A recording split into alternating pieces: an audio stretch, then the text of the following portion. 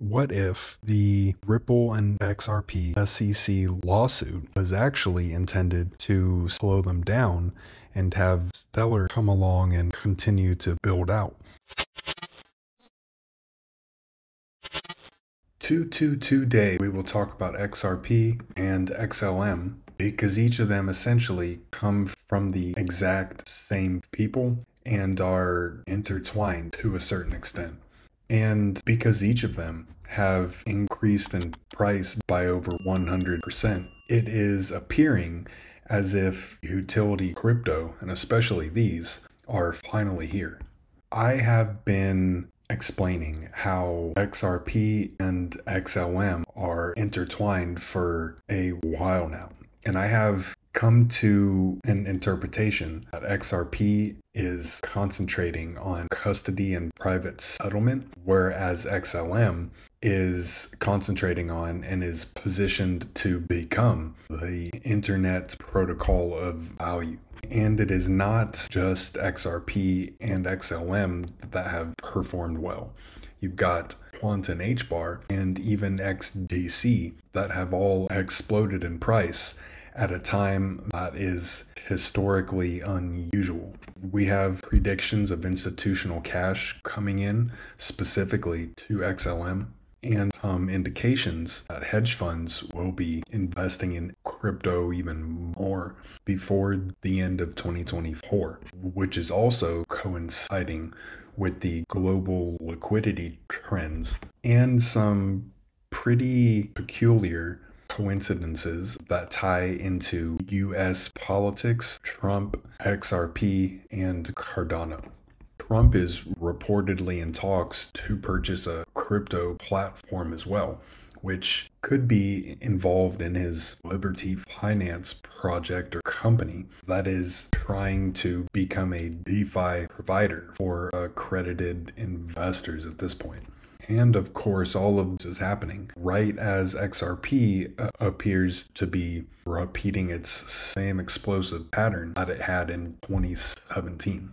And in my own opinion, it is beginning to become even clearer as to how the political orchestrations related to XRP could have been a part of a quote-unquote plan. However, I kind of have a different opinion on that. The contrarian and completely speculative opinion I have on that is that what if the Ripple and XRP SEC lawsuit was actually intended to slow them down and have Stellar come along and continue to build out with their ties into the CFTC and even into the IRS?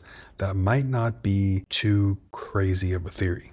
And of course, we have RLUSD becoming operationally ready as well. Or do you expect to compete with these two stable coins to break into their existing client base? I expect the market to really expand. And I will say, so the Ripple US dollar, not yet launched. We're operationally ready, but really important to us is having approval from the regulators. So New York Department of Financial Services is, it's up to them. They're reviewing our trust application. And when do you see that coming through? It's going to be in their hands in terms of when they are approving it. It appears as if the legislative action around stablecoins has picked up again after Trump was elected. And we also have a lot of talk about changes in the personnel in the DC, which could dramatically impact and quicken the time it takes to get 100% regulatory clarity on all things Ripple and XRP. It appears as if Gensler has put on a farewell speech, even though it was not an official one, and he has not come out and talked about that. With all of the political changes, it is extremely likely he would resign before he be under even greater pressure with a change in administration at the start of 2025. And it is really coincidental that a lot of XRP price action is tied into him and the people who he was involved with in the SEC. We have some talk at the moment on how Robert Stebbins will be taking Gensler's spot at the SEC, which wouldn't exactly end up as a positive change because his name is associated with the whole ETHgate thing and was specifically included in an email on Delivery Inman's speech on ETH, which he effectively gave it a free pass. There is other talk on how DERA board member Brian Brooks could potentially end up as a replacement for Gary Gensler too.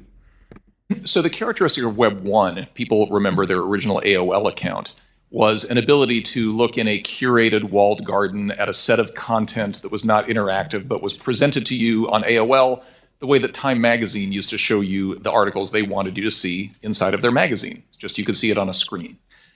The innovation of Web 2 was that suddenly you could not only read content, but you could also write content. This is when the blogosphere became a big thing. People remember this from the late 90s, the early 2000s. The reason for the centralization of the internet, of course, was that all of that activity was being monetized by a very small number of companies. Facebook, as the chairwoman mentions, Google, and 2 or 3 other companies. What makes Web3 different is the ability to own the actual network. And that's what crypto assets themselves represent, is an ownership stake in an underlying network. Which I find extremely interesting because HBAR has also had some talk about associations with SpaceX, which tie right back into XRP and XLM, and specifically Elon. Here, there is talk about a potential Goldman Sachs, HBAR, and XRP partnership. But HBAR and XRP have been becoming increasingly intertwined as well. They are each a part of the DeRec Alliance, and here they are called out in a 2024 report on the timeline to MiCA compliance. We also have announcements that have been talked about a lot over the last couple of weeks on how Trump is pushing no tax on capital gains on U.S. crypto. There has also been a lot of talk about a U.S. strategic Bitcoin reserve, and over the last week, Pennsylvania has introduced a state reserve idea as well. And on top of that, because Bitcoin is still the asset that funds the entire crypto market, BlackRock's ETF could be listing options tomorrow, which is important because it opens up Bitcoin to more ways to create value, and the settlement will involve the actual delivery of Bitcoin to fulfill the contract, which all ties into how I've talked about a couple of times in the past, how it is potentially possible that with crypto becoming more and more institutionally adopted, it could increase in price to an extent that we paid down our debt, which is just trading one kind of imaginary money for another. However, at this time, that is still how everything in our financial system operates in this world, which then ties in how Ripple has talked to the Federal Reserve on stablecoins and U.S. policies impacting crypto. And there are several former Ripple employees who now are employed at the Federal Reserve. And here we get into how it appears as if Ripple and Cardano are working their way into the incoming Trump administration. Charles Hoskinson has talked with David Schwartz recently, specifically around DeFi, which gives the impression Cardano smart contracts could potentially be involved with the XRP. Rumor has it that Trump and the Department of Government Efficiency are exploring a federal DLT voting and digital ID system, and some are speculating on how it will include a partnership in between X, Cardano, Hyperledger, which has a ton of ties into Stellar and XLM, and DERA, just as the Trump Media Group reportedly plans to purchase Bakkt. Here is a thread about the involvement of Cardano and Trump. This will be fully staffed probably within the next 2 to 3 months. We've already begun reaching out to people that are directly connected to various people that are starting to put these pieces together. I did meet with the transition team, and I'll continue the dialogue and we'll continue the conversations. At the moment, no person in the United States has been formally offered a role on the crypto committee. We will be involved in U.S. crypto policy, and we are now leveraging relationships that we spent the last 3 years constructing. Many of these things will be private, some will be public. And those dialogues and conversations are already happening, already ongoing, and really a feasibility test has to be established. The other thing that makes things challenging is that it's unclear if the Republicans are going to control the House or not. There's a very high probability that they will, but until it's been declared, we're not exactly sure how the committees are going to work. Operating under the assumption that the Republicans are going to maintain the House, there's a very strong possibility that they can simply repass something like FIT 21 with modifications, and there remains bipartisan support there. So another part of the role is trying to figure out how to make all these things bipartisan.